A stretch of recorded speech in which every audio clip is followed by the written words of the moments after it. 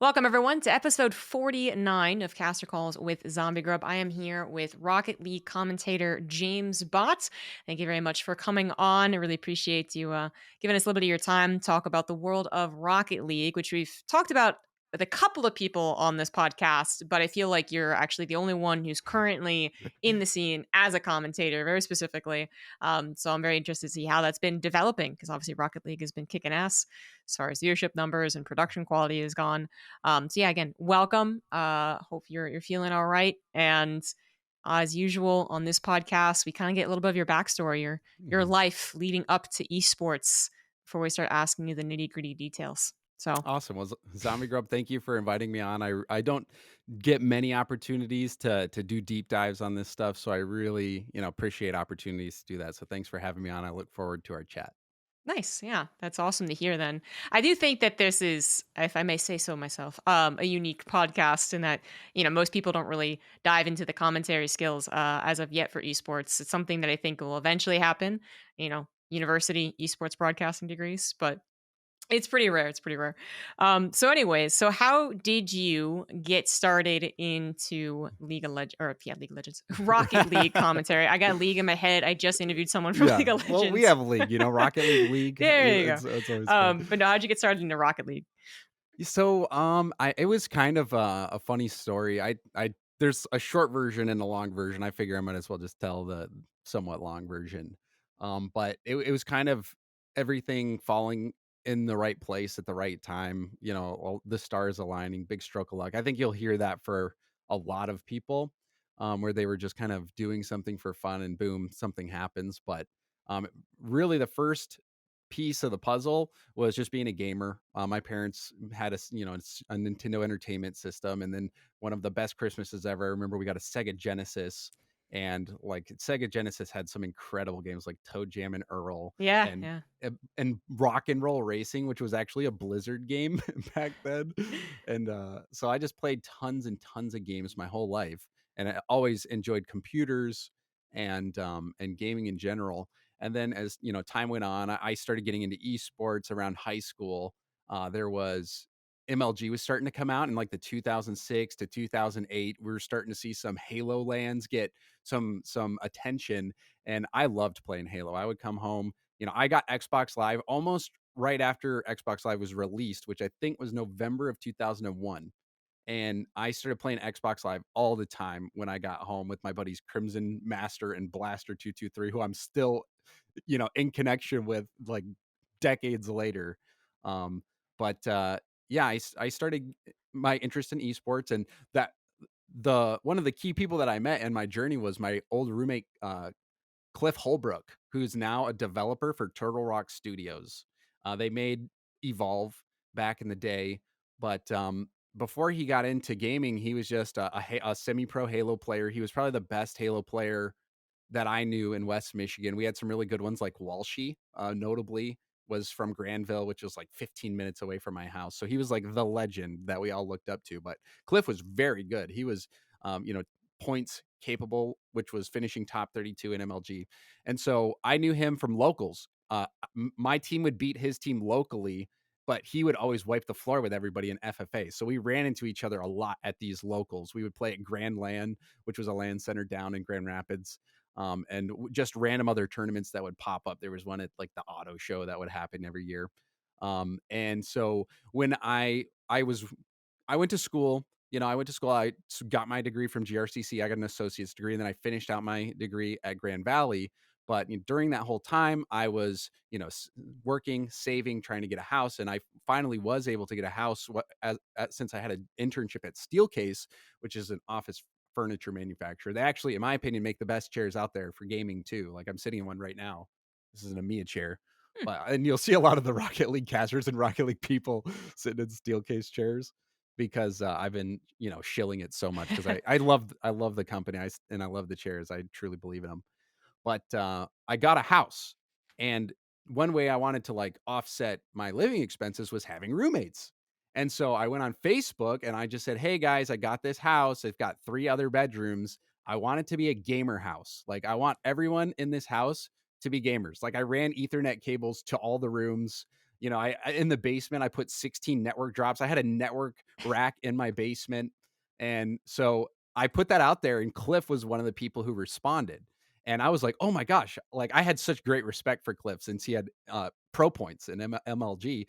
And so I'm like, yeah, come live with me, Cliff. And this was after like the whole Halo thing was kind of done and dusted. But anyway, he really wanted to get into game design, and so he would watch on Twitch this guy, Brandon Yanes, and hopefully I said his last name right. I forget how he pronounced it, but Brandon Yanes. He was a developer at Turtle Rock Studios, and specifically he was doing character design, 3D character design, which is what Cliff wanted to do. So he would always watch Brandon's streams, and Brandon would do like character design, but also he would randomly play Dota. And my friend Cliff, being a sweaty, try hard PvPer for his whole life, of course he's a Dota sweat. And like, of course he's super good. And so he would watch Brandon streams, and then Brandon would be like, or he would ask Brandon, hey, do you need anyone to play with? And the one time that he plays with Cliff, of course, Cliff is just going to wipe the floor with everybody. And Brandon's going to be like, oh, I need to invite this guy in more often, because he's a viewer in the stream, good at Dota, which is what he plays in his off time. But uh, during that time, Cliff was watching his streams. He was like getting insight into this game Evolve, which was a one monster versus four hunters. It was asymmetrical PvP, which was pretty cool. Like, especially for someone like me who really enjoyed the old Splinter Cell Pandora Tomorrow, Splinter Cell Chaos Theory multiplayer, which was the spies versus mercenaries. Like having this asymmetrical type PvP experience is really cool. And so when the game came out, Cliff immediately started competing in the ESL tournaments, because they had ESL tournaments on the weekends. And so he was doing this. There's a guy named Black Aegis who did all the broadcasts. So he was like running the stream, commentating it, doing everything. And I would always hang out with Cliff because he was in the room next to me. And like when he started winning, it was really cool. And like I would always hang out with them on Ventrilo back in the day, Ventrilo or TeamSpeak. I forget which one we were on at that time, but I would just make them laugh because even back then I had voice changers and all that stuff. And also I was kind of known for being able to Photoshop. Like I would Photoshop random stuff just because like I've always been interested in computers. So like I do Photoshop, Adobe Premiere, all that stuff. And so one day, as I was making them laugh, they're like, James, Photoshop, how to like, you make us laugh all the time. You should just help us make our streams better. Just help us make our ESL streams better. So Black Aegis can't do it alone. And so I'm like, sure, why not? I was playing Evolve. I was good at it enough to like play in the pro lobbies. I wasn't good enough to help very much, but I was, I didn't throw that often. So I got involved. I started casting with Black Aegis, and I also did a whole photo or like graphics package for the stream, and it got just a lot better than what it was because when you don't know Photoshop, you're very minimal, and a lot of times you use that old bevel and emboss, and it looks like it was built in 1995.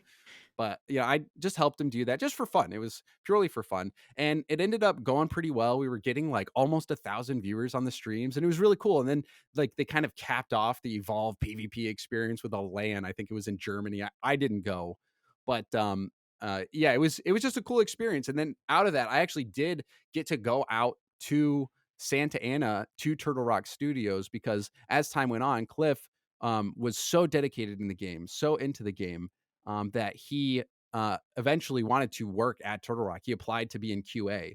And also, our mutual friend, Corey, esports Corey on Twitter, who's now at Psyonix, was also part of that whole experience. He used to be teammates with Cliff back in the day and also ended up getting a job at Turtle Rock Studios. So that was really my first experience getting to be like a caster, getting to be somebody in esports, even though it was very small. And the game ended up dying out. And then I ended up just focusing most of my time on being a horrible Counter Strike player, like a nine. I think RWS is the ESEA rating. I was like 9 RWS, 8 or 9 every month, hopelessly bad. But I just loved doing it. Made terrible content about opening crates and like gambling on CS:GO Lounge, which is like the worst type of content to make now looking back on it. It was all just like basically gambling, but I did it just for fun. Um, but then what happened and really the where the stars aligned is that like all that experience, like making content, making graphics, understanding how tournaments work by helping with the ESL streams, it all came together when Rocket League came out. And I was having or every 2 times a year, every winter and every summer, I have a of my friends, the McKinneys, Brian and Pat McKinney, will host a DBZ party. And at this DBZ party, we watch an arc of Dragon Ball Z while eating a lot of junk food and drinking Z drink, which is basically Kool-Aid, with a lot of extra additives like sugar, namely. And we would just play video games while this arc is going. And so like every DBZ, we would kind of be mashing different games. Sometimes we would have a thing called the Z Olympics where we would set up little tournaments where we would play, and like sometimes it would be a circuit, like we'd play strikers, we'd play Golden Eye on the Wii with like the motion controllers, like trying to level the playing field to make it where the sweaty gamers aren't going to win every game. We would do like Pokemon Stadium and things like that. And during the summer DBZ party of 2015, the game that everyone was playing when I went into the basement was Rocket League. Everyone had their PlayStation 4s out, and Rocket League was free on PlayStation Plus, and it was like no other game anyone had ever played ever. And I remember that weekend we had the most fun that I can remember having playing a game was getting to play Rocket League for the first time when no one knew how to play Rocket League. The only people that knew how to play Rocket League were the old SARP vets, the supersonic acrobatic rocket powered battle car vets like Gibbs, Cronovi, Sad Jr., Gambit, Cookser, Mike Rules, like all Marky Doodle, all those guys, those OG guys who played the old game. But everyone else was trash. Like just hitting the ball was impossible. And so we played it. We were having so much fun. I quit Counter Strike that day after playing almost every day for a year. I just said, "This is my game. I'm playing this game." And I went home, started grinding it.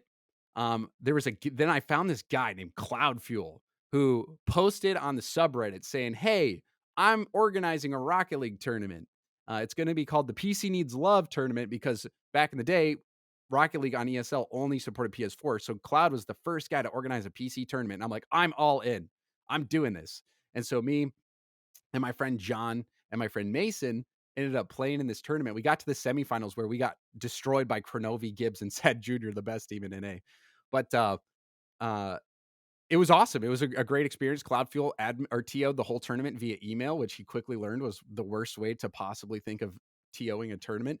But I linked up with him, and he was kind of like the central project manager figure of a group called Rocket League Central, which was a completely volunteer organization that put on esports broadcasts. We just organized and operated esports broadcasts specifically for Rocket League. And so he ended up wrangling a whole group of volunteers spanning the like Europe and globally, he was pulling people in. So like we had a team in our kind of heyday, which was me helping or working with Chris Dolman and Vice Gold, who was like a graphic designer, and they managed this Rocket League Garage website. But we were all just working together to put on these broadcasts. And one part that I forgot to mention was Cloudfuel put out like a post saying, "I'm doing a caster competition, right? Submit your application during this caster competition because we're looking for casters for Rocket League Central." So I took everything from that Evolve that I had done and I submitted it. And he's like, "Dude, you know exactly how to do all this stuff,"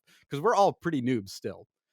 And so I'm like, "Yeah, I would love to do this. Like, I know how to help us hit the ground running." So we started running these events called Rocket Royale. I did the same thing. I helped them figure out like the graphics package, and I just started commentating. But I was also a player in this scenario. I had become a player on a top 10 team in North America, very edge.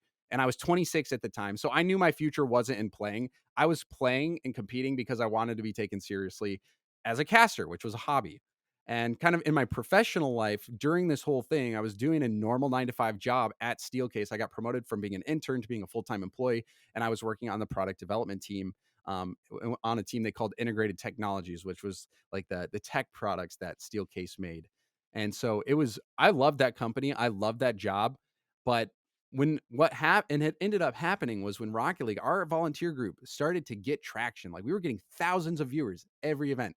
Psionics at this time didn't think they were even going to sell like 10,000 copies or something. I forget how many it was, but the CEO, Dave, was like, "If we sell this many copies, I will eat a loaf of bread on stream." And they ended up like selling tenfold the amount that he said.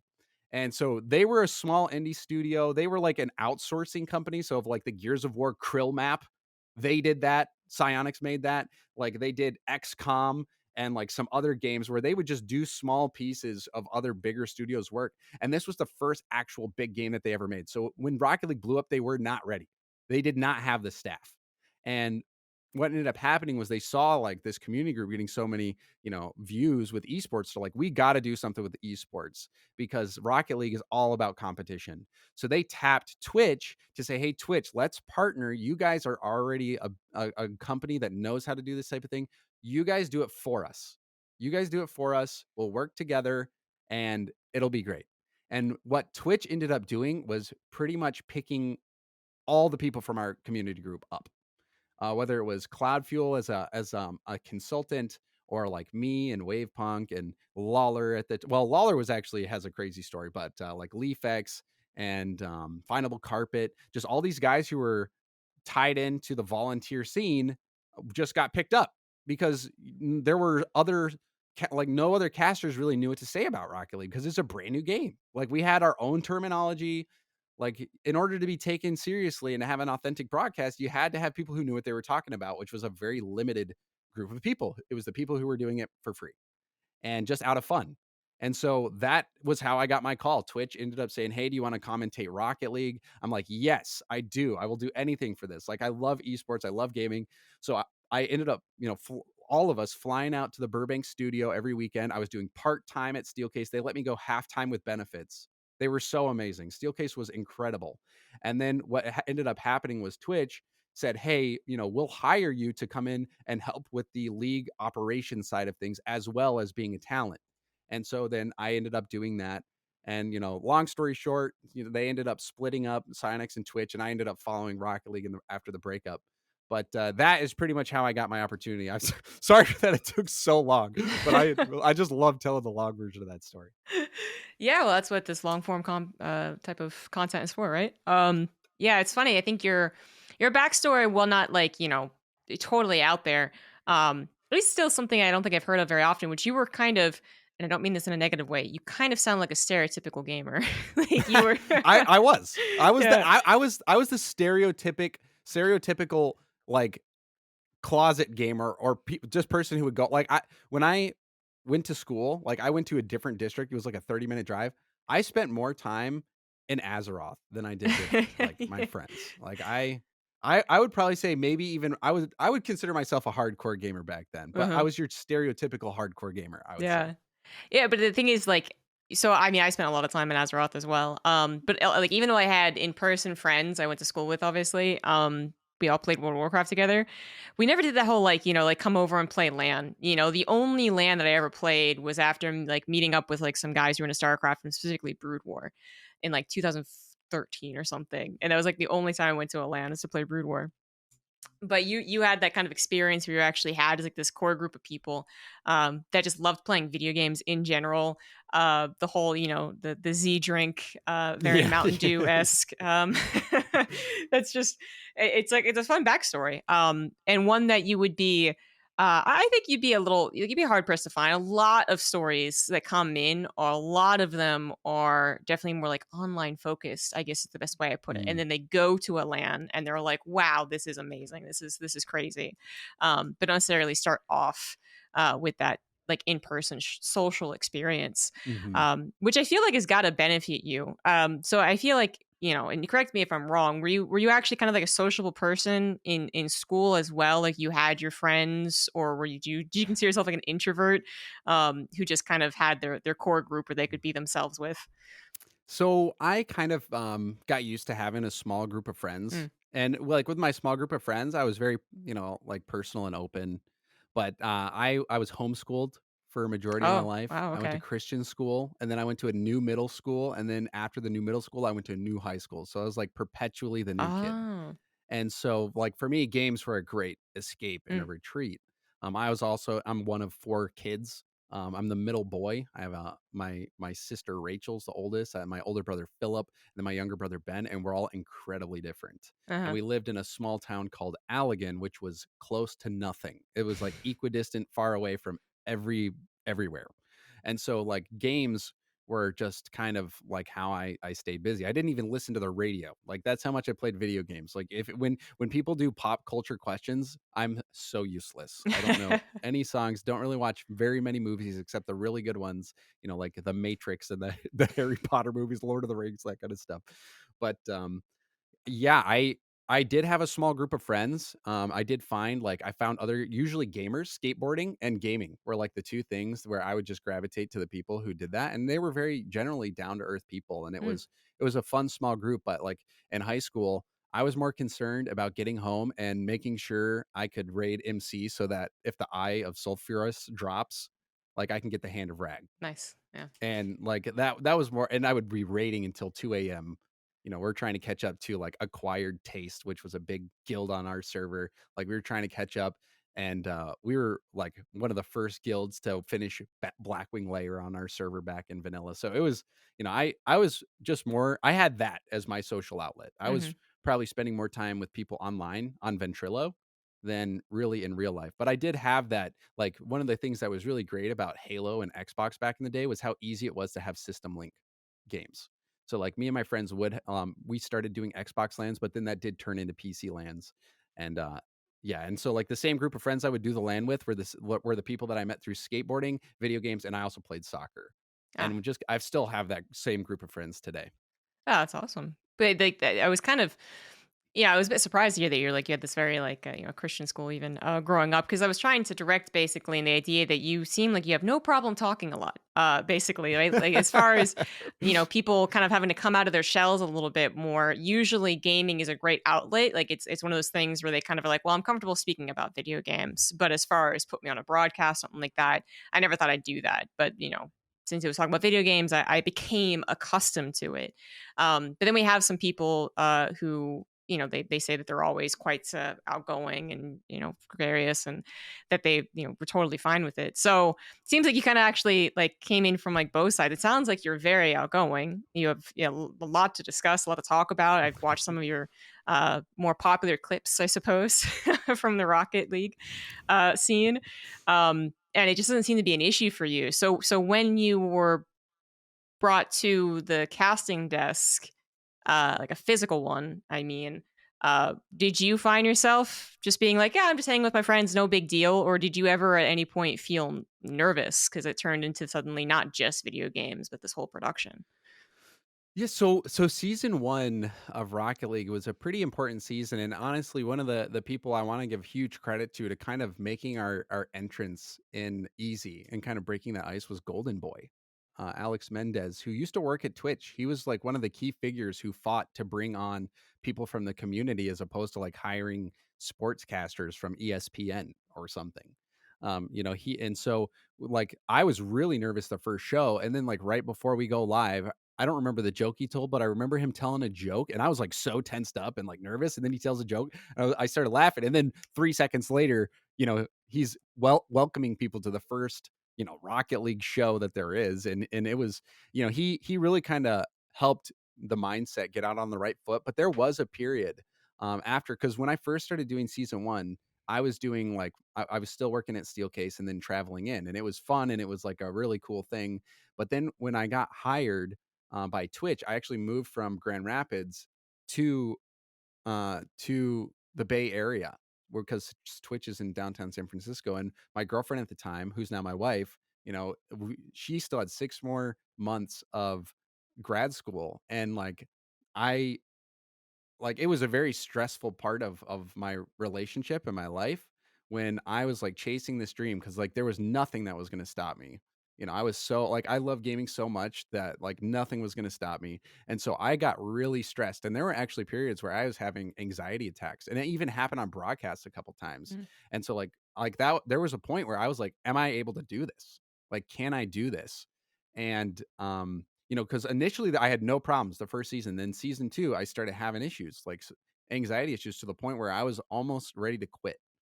And I was able to power through it. And I think it made me stronger, because when you have those panic attacks and those anxiety attacks, it's almost like a fear completely takes over. And so like figuring out a way to manage your fear has helped me in other parts of life, but it was easy at first, got incredibly hard, Mm. and now I'm just thankful that can do this, and I'm if it goes away tomorrow, I'm gonna look back and just appreciate the time that I got to spend and the people I got to meet and the experiences I got to have, and so, like, every day is just a blessing that it's a gift, and I don't when you just appreciate the day that you have today and you don't worry about tomorrow, it helps a lot in that regard. It helps with your mental mindset. That's for sure. Basically, thinking about the future is kind of the worst thing, Yeah, or worrying especially. about the past. Yeah, or that, yeah, of course. Yeah. Just, not being in the moment is terrifying, and but especially the future for, esports purposes is always, even Mhm. more up in the air. But when you bring up, was it just that it was a difficult time for you, or did this actually coincide kind of with the bursting of the Rocket League scene? Because it did feel like, as you were saying, even like the actual company was like this kind of indie thing, and then they were like, "Holy shit, we have a huge thing on our hands." Yeah. And it kind of felt like the broadcast happened that way as well, where you guys were like, "This is just kind of cool. Like we're kind of small. Like we're definitely not, League of Legends or something like that." And then boom, you guys started just increasing like 20K, 50K, 80K viewers on average. So did that coincide, or was it really just kind of the life issues? I think it was kind of an accumulation of everything. Mm, The pressure of the broadcast, the size of the stage, and then also, one of the things that was really difficult was, when I went to Twitch and my job, one of my main responsibilities was managing the talent. So like making sure everyone's happy, making sure everything's going smooth from the talent perspective, whether it's contracts, scheduling, whatever. And then I was also responsible for the look and feel of broadcast, making sure it was authentic to Rocket League. But, I mean, I was not really prepared to do all that, and it was a great learning experience, and I learned so much during my time, but at the same time, when Twitch, if you remember back then, they were throwing unreasonable amounts of money at so many projects. Like, you look at like, they would run programs for these games, and so, like, they would have multiple games that they're doing these programs for and just throwing money at it, and this was, like, precursor to the Owl fiasco, where there was a huge investment in Owl. Like, everyone thought like, the bubble, that just yeah. keeps growing and nonstop. But, when Twitch, they set that tone and, like, we're continually ramping it up, and so, like, everything across the board, viewership, expectations, the amount of work we're taking on for trying to like add new regions and do all this stuff. It was just, and even like personally with my wife who was coming over to California. California, we did not like living there with like the having to commute in, like just the because we're Mm, from the Midwest. It was such a culture shock. And so like there were so many things from so many different directions that were just adding pressure and it eventually popped. But it's life. You can learn from those experiences or you can let them destroy you. And fortunately with my wife who I love so much, she was such an anchor for me to not like lose it completely. If I was alone, who knows mm. how things would have panned out. But that's why I'm thankful she said yes and she married me. That's good. Yeah, yeah. That's good, yeah. It sounds like you were just wearing a ton of hats. I mean, the way that you're describing some of those early days of the Rocket League broadcast, you were tasked with the same thing that you were tasked with on those small community projects. But then it was like, well, it's still kind of small. Well, it's not really small anymore. Well, it's not small at all, Mhm. but we still need Yeah, to do all yeah. these things. And that sucks. That frankly, it sucks. So, was there a point? Are you still doing this, or was there a point where someone recognized that you couldn't do all of this, that you needed to actually like divvy the jobs up and say someone has to take care of talent and someone has to take Mhm. care of the broadcast look and feel. Well, I feel like it is standard esports practice to try to do everything with a very small team. Yes. Like, Yeah. and then it's like the new hire gets the work that nobody else wants to do. And then, everyone's still overworked. But really what happened for Twitch and Psyonix was that they had this agreement to do a joint operation. And from the very beginning, it was clear, like even from my time at Twitch, that Psyonix intended to take this back over. It was a very short term play for them. They weren't thinking long term partnership. It was a Mm, short term play to give them time to staff up. And so what ended up happening with Psyonix took it back earlier than anyone expected because they started staffing up. And then at that point, I was still able to do the work. Like we were able to deliver a product that was better than a lot of other products, or at least met expectations, and hopefully in some situations exceeded. But a lot of that came down to the games themselves and just the broadcast not going down. Um, and so when Twitch and Psyonix broke up, I moved to Twitch Rivals. I moved to Twitch Rivals, which was like right as Twitch Rivals was starting to come out. And I started splitting my time, and so I had that job at Twitch Rivals, which was, we were organizing so many events, and it was so difficult. Like that, it was a grind. It was very challenging, and then also doing Rocket League and being independently contracted to do talent. And like from my perspective, the whole reason I moved out to California was to do with the Rocket League thing. Like I love this game. I still play it every day. I played it for like 2 hours before I got on the show. I'm not very good anymore, but I just love this game. And so there was a point where it was like after the first big Twitch Rivals where we had a big circle stage, so much work going into that.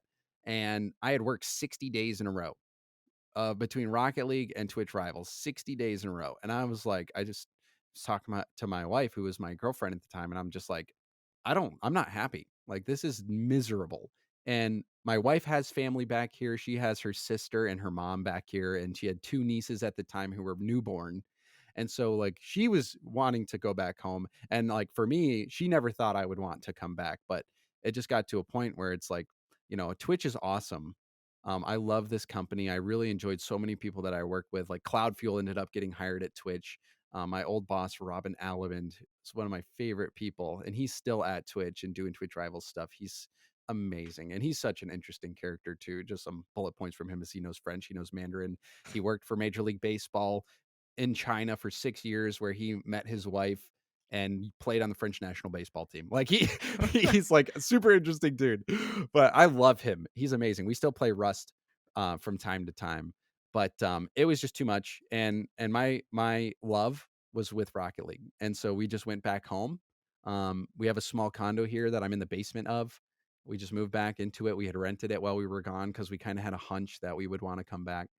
And then the rest is kind of history. And then, like, we moved back in February of 2020, just before the pandemic Mm. started to go crazy. So we had some pretty fortunate timing. And then at the same time, Epic, which I didn't really discuss much, but Epic bought Psyonix, which was huge. Like some people were very skeptical, but I think a lot of us on the talent team knew what that was going to mean, especially if they were able to retain independence, but just had that financial backing.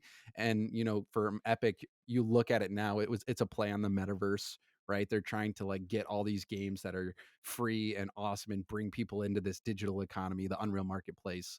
Mm. Um, and so like it all ended up working out pretty well. So now me and my wife are here. I'm home in Michigan. We're trying to build a house right now. Like we're just so happy. I'm back by my parents. Um, she's with her family, and Michigan is a great place to be. So we're just super happy. And how does that work out now with the job? Does Rocket League do a lot of online stuff? Do you get flown out, or is there an Yeah. option? Yeah, so we like a lot of it's just online. It's we all the shows that we did in the studio before kind of transferred online. Right. And then all the thing and also the people at Sonics, the esports team, they did a lot of hiring from within the community. Like Jake, Strangest Stranger, Murdy, Scheist, Corey, esports Corey. He was used to be Insane 521. But then even they hired JJ from BTS. Like they've hired some really good people who have made some very like big decisions. Rocket League used to have 2 seasons a year. And so we would have like two big lands a year. And then what they did over the pandemic was they changed it from the old RLCS format to a new year-long format. And they didn't miss a beat. They didn't waste time thinking. They like took that opportunity to restructure the RLCS. And so now we have a 3 split season with a world championship. And now we'll travel for every major of a split. So Mm. we're pretty much guaranteed to travel 4 times a year at a minimum for the majors and then the world championship. Yeah. So that's really all we'll travel unless we do some other things on the side, which does happen from time to time. But yeah, it's been a little bit more travel in some ways, but less in others. Mhm. So a lot of online, but the big events still in person. Right. I mean, that sounds like a really good situation, actually, as far as longevity of of an esport. Just because you look at CS:GO, and they're still very much just like traveling around the world constantly. And like Yeah. him, he's just constantly posting pictures about how he's leaving for 2 weeks, and then after that, he's leaving for another 2 weeks, and it's like, whoa, Yep. how do you have a life? And while I think that's all like very it's very cool to feel that passionate about something, especially if you don't mind traveling. Maybe it's not the biggest of deals, but it doesn't really coordinate with having like a life, kids, a house, pets. Yes. Yep. So that actually sounds like a really good like middle point. 4 or 5 times a year. I think that's still exciting because I still think that having that crowd right is super exciting. But then not having that obligation of having to be near the studio obviously opens up a lot of opportunities. So you're finding yourself in a really comfortable place. That's awesome to hear. Now, when you talk about like I guess the technical side of casting, let's get into that for a second. Yeah. During all of this, like just wearing so many hats, trying to figure out what's really going to work for you and your family. How was the commentary for Rocket League developing, right? Because you said it yourself, it was something that no one had really ever done. It was a brand new game, Hmm. maybe a cousin kind of situation in some other games, but very much not the same as like a StarCraft 2 to StarCraft 1 or even a Valorant to CS:GO. Like it's completely different. I think Wavepunk was the one that said it was like physics based, which is a great way to put it. So, how did you see the development of the Rocket League commentary? And my very, I guess, pointed question. So it was a vague question, but my pointed question is: how much of it is starting to reflect the traditional sports broadcasting Hmm. atmosphere? Because I gotta imagine it would. People always point out, Yes. it's soccer, right? So how much is that true, and how much is it still just uniquely Rocket League? So a lot of people will say it's like soccer, but really what we realized is Rocket League works more like hockey because there's with how fast the action is, there's not very much space to try to be analytical. Like you have the between games, which is a minute unless everybody readies up, and then you have the goal replays, which is only one replay, and it's like a few seconds. And so when we first started, everyone was by today's standards terrible. Like we were just talking about random stuff, like I'm roasting Shogun because he calls chips crisps, and like we're just it was not very good.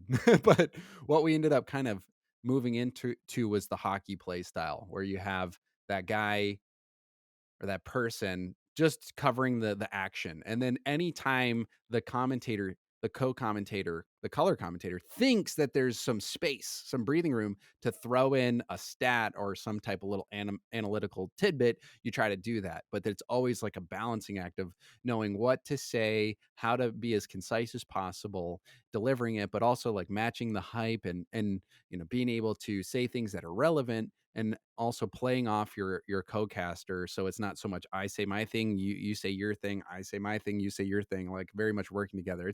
Still today it's a very difficult thing to do with how quickly Rocket League action can turn around. You could be talking about a stat and then all of a sudden a 50-50 will pinch it right to somebody who takes a shot from midfield and it goes in. And like you don't want to be talking about some completely irrelevant stat as a goal goes in. And we very much kind of have a default of that color caster and the play-by-play caster, but there's also people who are more hybrid where you can do both and you decide when it's appropriate to focus on the action or bring up a stat or have a conversation. And one of the best people at that I think are like Johnny Boy and Shogun, and the European casters are very natural at taking that approach where either one of them can do that. Can do that, decide when to focus on the action and when to do it instead of having these very strict roles on, this person does the color, that person does the play by play. I think that brings the best show, but honestly, it's like flavors of ice cream. So many people have their preferences and it's good to mix it up. I think it keeps it interesting and variety. It's like the spice of life. So I think that our team has a good mix of everybody and it's just fun to also mix it up, even for myself, maybe sometimes only do play by play, other times try doing hybrid. Yeah, awesome. That's kind of what's in line with what I would expect on the faster side of things for esports. I, I've heard people in Overwatch League say that it actually makes sense, even though they're a very fast esport, to have that actually encourages the division of play by play versus color. But then I've talked to other fast esports, and it's like, well, we just do both. I think Yep. fighting games is possibly the fastest, I guess. Rocket League's Yep. only slightly slower. You brought up hockey though, which I know very little about traditional sports. Basketball, sure. American football, sure. Anything else? Not so much. Um, broadcasting, anyway. So I played a bunch, but didn't care about watching it. What exactly, like, have you guys actually, you or anyone else, the community, have they agreed with your assessment that it's more like hockey? And have you done any studying of the hockey broadcasters since you found that it was related so much? Yeah, so kind of that's one of the ways that I look to see ways that I could be casting better is I'll watch hockey games. And I grew up watching the Red Wings. And that was like I think it was Mickey Redmond and Ken Daniels were like the guys who casted like all this stuff. And I always loved the vibe of hockey where you would just, it just felt like they were a part of the game. Like it was an organism. The whole experience was an organism and they were just doing their part. But I think if you talk to a lot of the casters, especially the ones who watch hockey, because not all of them do, will agree. Like I think you could talk to like Stacks or a Leafex or even a Jorby, and they'll agree. A lot of people will say that because it's more with soccer. There's so many people. There's so much downtime of just possession where you can pass it back to the goalie. The goalie will fall on it and like take 30 seconds to get back up and dribble it and kick it away. Whereas like in hockey, you've got these 45-second shifts where people get off the bench and are sprinting the entire time. And they can get from end to end in a matter of seconds. And so you don't really have a lot of downtime, but there is some here and there. And it's the same with the boards. Like Rocket League has boards. The ball doesn't go out of bounds. You bounce it off the board. You can pass to yourself. You can pass it to a teammate off the wall, which is very much like hockey. And so, yeah, I think a lot of us too, like Leaf in particular, will draw inspiration from hockey broadcasters. I mean, Leaf X is now he's the host of RLCS, but he used to talk about dirty dangles all the time, which is when you have the puck and you got your stick and you're just, making hand moves and weaving around people. It's called dangling. So he would even use hockey terminology Hmm. all the time on the broadcast, which I do like. I think it fits really well. Is there anyone else who would say maybe is more prone to using soccer terminology? Not really. I think we've actually not used that much soccer. I'm trying to think if we have any real soccer terminology at all. We call like what you would think you'd call a header, we call that a doink, and like we just have some That's silly, better. yeah, we have some silly things. And so like we don't really have any free kicks. We call it a kickoff instead. We do call it a kickoff and when the after you score when the ball is just right in the middle, but we don't really have a lot, like, we don't even say tackle that much. Mm, So we do have some interesting terminology, yeah. um, but not really much a ton of inspiration from soccer. Yeah, well, it's definitely the most I've ever heard it compared to, 100%, Mhm. and Yeah. I don't think it's necessarily incorrect because there's a giant ball. Oh, definitely. Well, they call it soccer in the game mode, like, the There game you mode go. that they call it is soccer. Now, I don't disagree. I don't disagree that Oh, it is very similar, but I think the parallels from even, like, a commentating perspective is very close to hockey. yeah, and I certainly agree now that you've explained it to me. I mean, even the point about having the walls and actually being able to play off of that is just like, oh, yeah, that actually makes a ton of sense. That's a huge component that doesn't exist in European football. So, anyways, is there anything specific that might come to mind? I don't want to put you too much on the spot, but come to mind when you think about when you were studying to be a better broadcaster.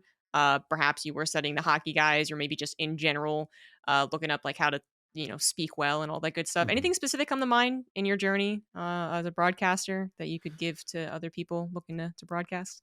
Well, I think that one of the important things to be able to do is to speak clear. It's like public speaking. It's just being able to speak clearly and be concise. But I think the things that make for a good commentator are people who know the players' story, know the stakes of the game, and can kind of weave it all together so that you're invested as a viewer. And that's a hard thing to do, and it takes practice, but it also takes diligence, like understanding, okay, like what are the statistics right now? Like who's the league leaders? What is this player good at? What is this player bad at? Like is that playing into the results of this game. Like, what are they playing for? Did they have, a roster change where the guy who they let go is now playing against them? It's like being aware of all of the things that people would find interesting and trying to be as interesting as possible with the things that you say in the shortest amount of time possible, in a way that you can also get your other caster integrated into the conversation, or even knowing like what things your caster has lined up, like talking with Corelli, and be like, Corelli, what are the stats and what are the things that you're going to be looking for, so then I know if there's an opportunity to tee them up, so that it makes them look like 200 IQ people, and then like people think, oh my gosh, these people are so prepared, and it was just sharing a little bit of information on like, what did you research and what did you find and what do you want to talk about if it becomes relevant.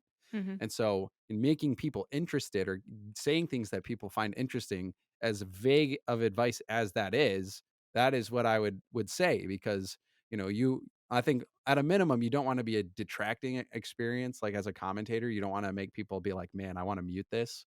If you do your job, if people don't even realize like what's going on, like they're just Yeah. in the zone watching the game.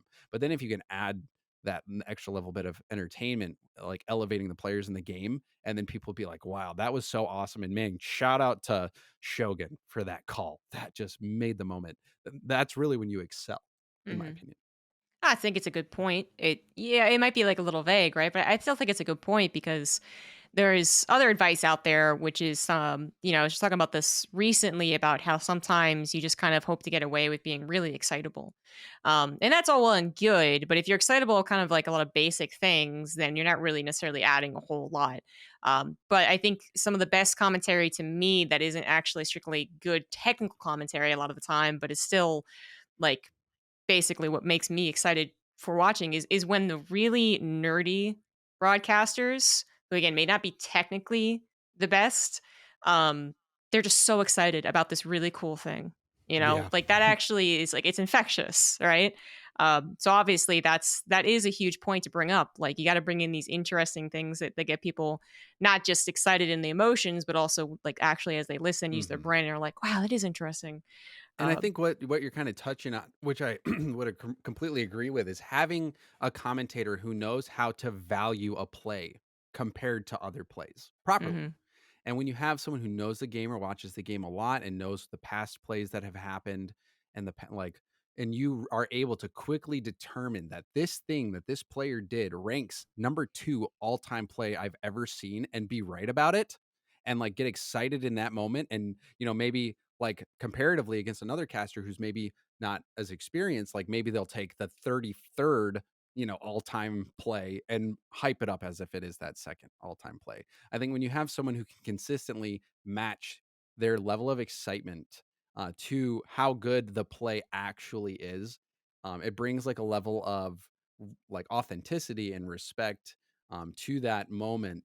And like it's about doing that moment justice, and like being able to elevate the plays as they deserve, as mhm. opposed to just hyping up every play. Because that, even in our scene, there's complaints all the time if we are overhyping. That's like, that play was very standard. It didn't deserve excitement.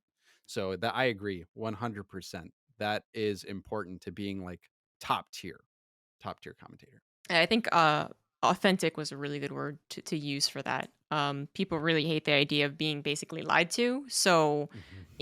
there are definitely commentators who are just always excitable. They're like, I know it was basic, but I still thought it was great. Yeah. Um, but that's a flavor, I suppose. Going back to that conversation, but I think the problem with a lot of people who are like that is the actual problem isn't that they are actually excited; it's that you then get into the problem of pushing to 10. So if you're always at 10, what is really a 10? I think that's Yeah. a problem that play-by-play commentators run into. But I want to shift a little bit to the discussion about how you don't necessarily have a lot of time in the actual cast to do a lot of like the jokes. You brought up you used to make fun of that guy for saying crisps. Can't do it anymore. Um, what is your philosophy? What is the broadcast philosophy, I suppose, to uh, dealing with to broadcasting to the audience? What type of audience do you think you're broadcasting to? Are you looking to gather in all the newbies? Do you think that it's already an esport that does that so well? You don't necessarily have to be the ones to guide them into the game.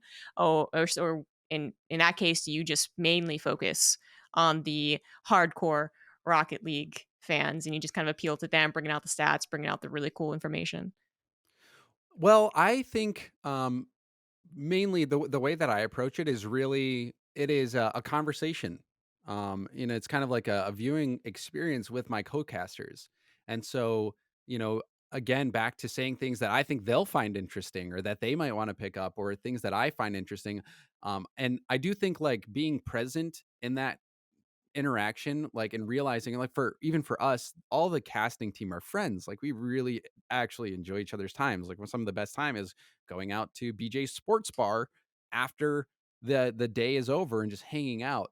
And so when we're casting, it's an experience with them to where we're just having fun talking about this game that we all love so much and trying to make some good, interesting points amongst each other. And I think that does tend to play more towards the hardcore fan, but also when you do it in that conversational style, if somebody who's new doesn't understand it, they will be able to more easily. It's like a learning experience for them. And I think that's really where you want to be is you want to be true to the game, true to the players, true to the play, and be trying to have this real time um dissection and presentation of the game that is valued by everyone who's a fan of the game itself, and from the very tip top to the very noobs who are just starting. And I think for me, like I always hope that a player, and this always stuck with me. When I was a player, I would go back and I would watch the games and I would see what the casters had to say.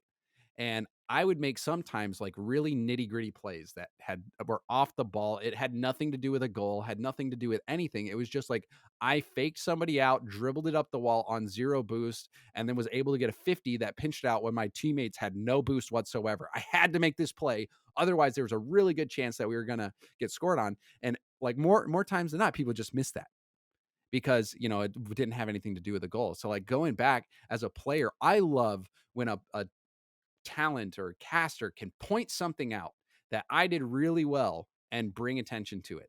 And even if it's like a really scrappy game where no goals are going on, but being able to like, if I went back and I watched that and Johnny was like, oh, you see what JamesBot did there? He was able to on zero boost make that play, which was so valuable, even though like no goal went in, whatever.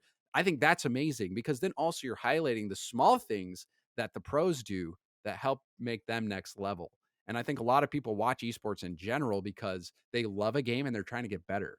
So when you're a commentator who can help highlight those things and like hype up the plays that are really good, but also point out the intricacies of what makes a pro and why a play works or doesn't work, and you're accurate to the point where a pro player will go back and watch and be like, "Oh, he was right about that."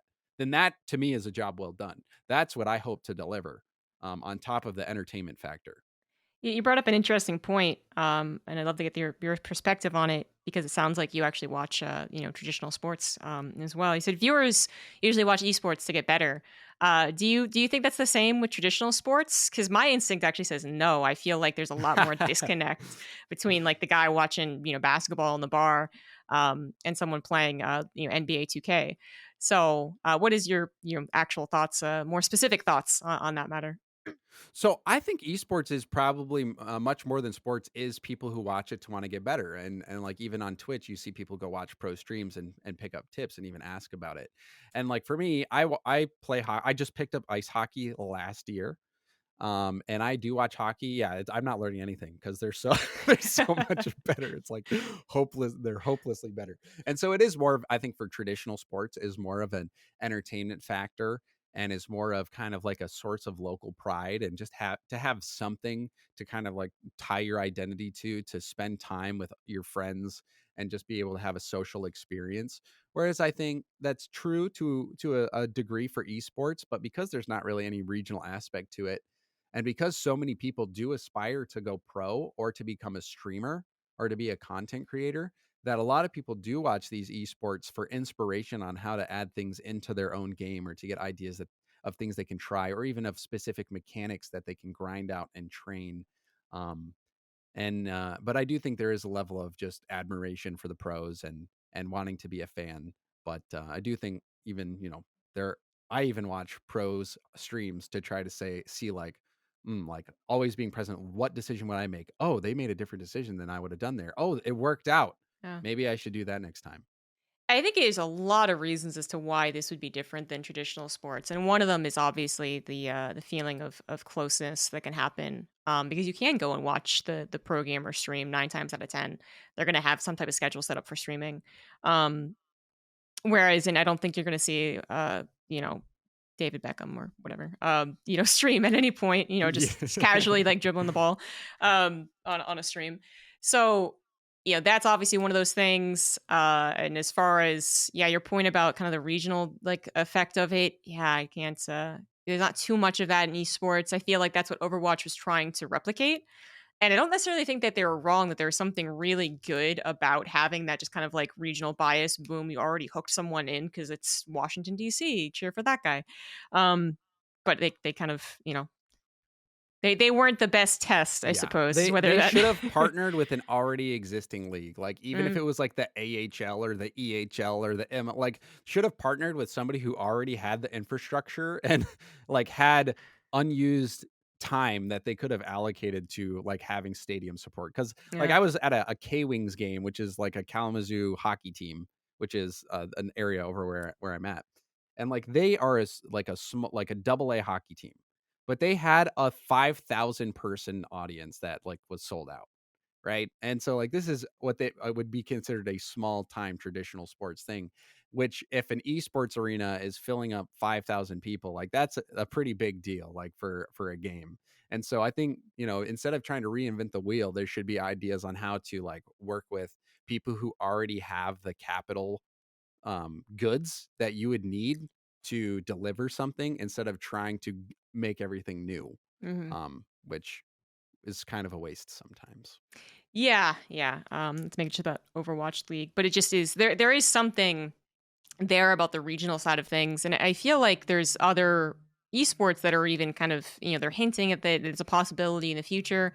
I know Call of Duty, it's weird because like Overwatch League got all the heat. Call of Duty kind of the same thing though. And since they're, I guess, more successful and less focused on, no one really talks about them. But Yeah. it's a very interesting thing to think Yeah. about as far as the direction of your broadcasting, which is that actually, in esports, you're going to find a lot more people looking to come at you for tips and tricks for figuring out why someone's better than you are, and you're going to go directly apply that. And of course, ease of access is also huge, where you can log Mhm. on, play a bajillion games, but finding 9 of the people to play basketball, that's Mhm. hard. And it's a very common thing even with Rocket League for, like, pros and commentators to have a replay analysis channel points review or tier 3 sub Oh. reward where, like, the pro player will, like, watch your replay and be like, "Dude, you should not have been in the goal. You should have been on the backboard right here, and you missed 3 small pads. You coulda had 70 boost." Like, so that's a very common thing in Rocket League too. Oh, yeah, that's actually really cool to know. It's a little tiny thing, but actually still interesting. I know StarCraft, we do a lot of subscriber replays. We cast them though. Mm. Um, Ah. and I always offer if they want me to talk about like how they want to improve. But I think that also, I feel like I'm getting a little off topic, but I can't help myself. That also kind of actually relates a little bit more to fighting games, I think, where Rocket League, it feels like because it's very quick, right? So a goal is pretty quick. The whole actual, not map, round, I guess round is Yeah. really quick, that you can, I feel like, incorporate a little bit more there. So, reason I brought up fighting games, that in fighting games, it's so much more common for people to play, what do they call them? Like money games or something like that? Basically, they're like, "Hey, pro Mm. gamer, can you fight me in a best of 3? I'll give Oh, you yeah, 10 money bucks." matches. Money matches, Yeah. thank you, thank you. So yeah, and Rocket League seems like it could actually have the same thing, because I can never imagine StarCraft 2 someone doing that, because you'd open up like a 20-minute game. Yeah, no, Rocket League is super sweet, and we have had some things like that, but really, one of the really popular things back in the day was doing a thing called, six mans, which is where you would have 6 people, queue into a queue randomly, and once it gets 6, you either get random teams assigned, or there's 2 captains who do just the picking, and then you play a game. There hasn't really been much of a culture around money matches, really, for Rocket League. Yeah, I think that still is the difference between it, like a Rocket League and a fighting games, would be that I think fighting games are also still very much in person, even with Mhm. COVID aside, I guess, very much in person, which I think also kind of encourages that. Um, where Rocket League, I know I talked about a lot of connection in esport, but there's still like a little bit of disconnect, the fact that it's not often. in person. But yeah, as I said, that was a bit of an aside. Bringing it back to the broadcast as is.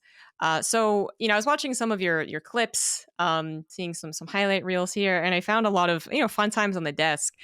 Do you consider the Rocket League kind of analyst desk segments to be a point where you can both bring up the analysis that was hard to fit into the commentary, as well as bringing up that humor that was often hard to fit into the Rocket League humor? Or is it more analysis or more humor? Which one is it? So I'm actually a big fan of humor everywhere. Like I think the if humor adds another dynamic to the broadcast, which makes you more interesting. And it's more entertainment. Like being able to find those moments where it's appropriate to make a relevant joke or remark that just gets a chuckle out of people. I think it belongs everywhere, but definitely on the desk. Like on the desk, we even in Rocket League we joke that when you're in the booth, like you are not biased. But when you're on the desk, it's gloves off. Like you can tear off a jersey and have, phase underneath. You can try to burn a G2 jersey, like whatever you want to do. It's entertainment. It's a show. So then it's up to kind of like that individual personality. Like we have a Gregan, for instance, who is like a former coach. Um and he is very analytical. And so a lot of times he's got a lot of pomp and circumstance and seriousness. But then you'll have like Stumpy Goblin, who's all just about making fun of people, and like being hilarious, and he achieves it. And then you have like a mix with the first touch guys, like Dazarin and T Bates, who are known for just not backing down from a fight and just saying ridiculous stuff. Mostly T Bates will say outlandish things like the machine is unbeatable, and then they'll like lose first round. So it is for the desk. It's entertainment first and foremost, entertainment. But when there are moments like, and depending on the context, like if it's before the grand finals and there's some serious things to talk about, or you really want to bring attention to one play that made all the difference. Like in our last world championship, our last winter major, there was a play in game 7 with 3 seconds left on the clock where G2 completely botched it. Like they completely botched a play. And so like that is a moment where you're not like trying to joke around with a team, like and like especially because there's so many G2 fans and it's such a serious moment. You're more serious focusing on like what does this mean? Like how did they mess up? Like let's think about like who is responsible, breaking down the play, what could they have done different? How is this going to affect the next series? Being able to kind of walk that line, knowing because there are moments where you don't want to just be over the top entertainment. You want to be more professional. But the desk in general is that place. Just like let your hair loose, say whatever you want to say, and it'll be what it'll be. Yeah.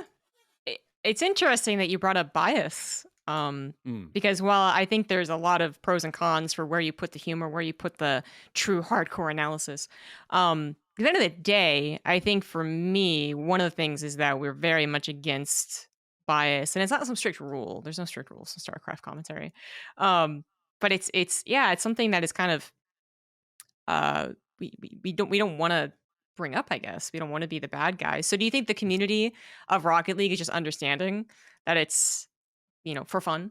Or do you think that whatever backlash you get is worth it for the overall cause?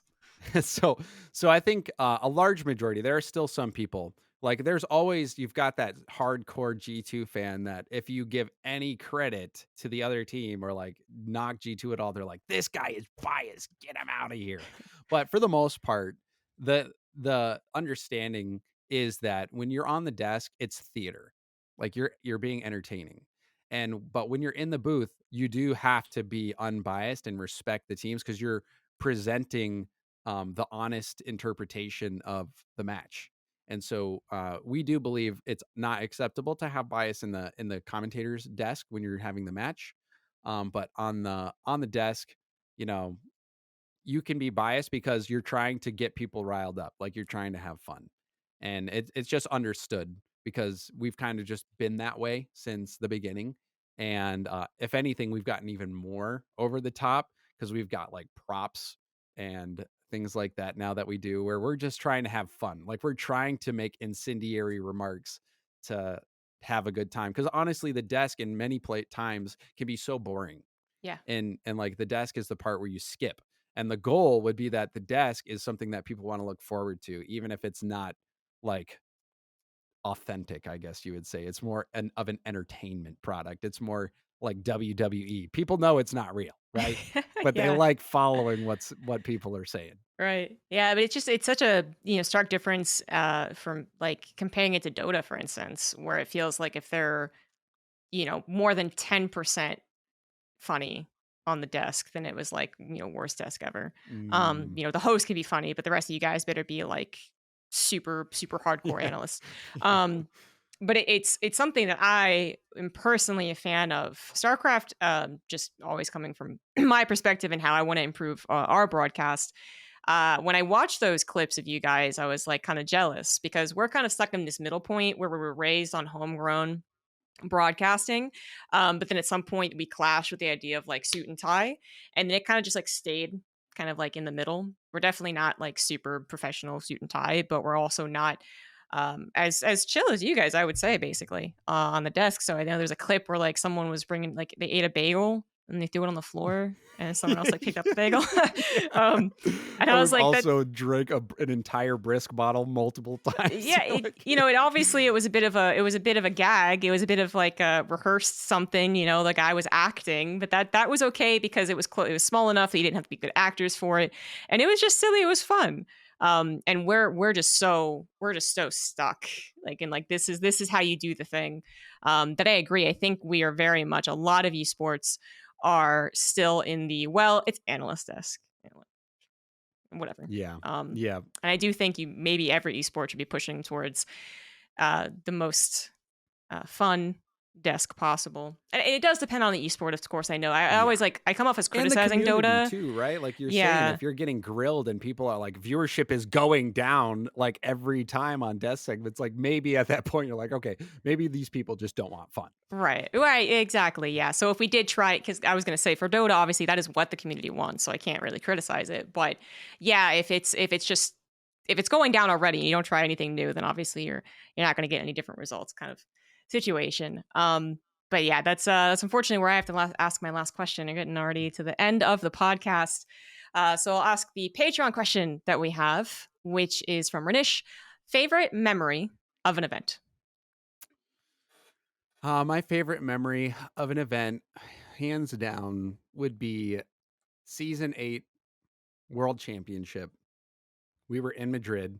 I was casting with Shogun, who had made his like casting comeback because he was having some like visa issues and stuff. Casting the World Finals with him, and it was Garrett G, Justin, and Turbo Pulsa NRG versus the team that took them down in season 5. Like the most legendary goal of all time was the Justin 0 second goal in London, and NRG came within 1 goal of winning the whole thing in season 5. They lost. Turbo scored the game-winning goal against them, who's now on their team in season 8. But it was in overtime again. Season 8 World Championship, all coming down to a single goal. And I love Garrett G. I love this kid. I have been playing against him back in the RLC days, like pre-RLCS, and like gotten to hang out. He's been to every single World Championship. He's such a good person. Like he's such a good example for anyone who wants to be a professional gamer. Like how he handles himself, his work ethic, just him, how he handles his life. And so I was like a nervous wreck watching this. Like I don't want to be biased, right? But I have feelings. Like I'm a human. I'm not a robot. And they scored, like Justin scored the game-winning goal. And like getting to cast that moment and getting to witness that moment and then like getting to go down on the main stage and like talk to Garrett and like after season 5, like he put out a tweet that said, "I will not stop until I lift that trophy up above my head." It did that back in season 5 and it was his pinned tweet like ever since. And then like the destiny of NRG and like Garrett was finally fulfilled in that moment and that I was a part of it and that I didn't mess that moment up, and like I got to be a part of this historic moment that I was such like as a fan of Rocket League and as a fan of Garrett, like that it all just came together and that was an actual moment in history that happened and I got to be a part of it. the best moment that I really had, just from a professional standpoint. But then from like just other standpoints, I think every time you get to go out and have dinner with the people that care about a game, like it's a very like these opportunities, lifetime is the ultimate scarce resource. No matter how much money you make, no matter how much stuff you have, you can't get more time. Mm, It's limited. And so getting to spend that time with other people who love this game as much as me and are like super awesome people, those are the moments that I really cherish from a personal standpoint. Like those dinners out at those restaurants with the guys like CJ this last event. He lives in Australia. I barely ever get to see him, and getting to watch him have a margarita flight and then eat some mozzarella sticks and just hearing his analysis on it and talking to him. I love that stuff. That's what makes the events. But that yeah. season 8 moment was certainly the best professional moment for me. Yeah, sounds like 2 beautiful moments. I couldn't agree more about the second point. You know, we have also an Australian that we never get to see. I always love to see him come back, as well as the first. Like, that seems like everything lined up perfectly, and as you said, very happy that, you didn't mess it up. It's one of those Yeah. things where Yeah. in the moment you think to yourself like, "Oh my god, I'm really hyped about this," because you think that you're just like suddenly you start falling over. So it's good Well, that it didn't the happen. one series that people will like, it's kind of funny too, like a cynical thing that I would think is like, oh, when I'm casting one thing that kind of like can help with nerves is like, no one's ever going to go back and watch this. People forget about this.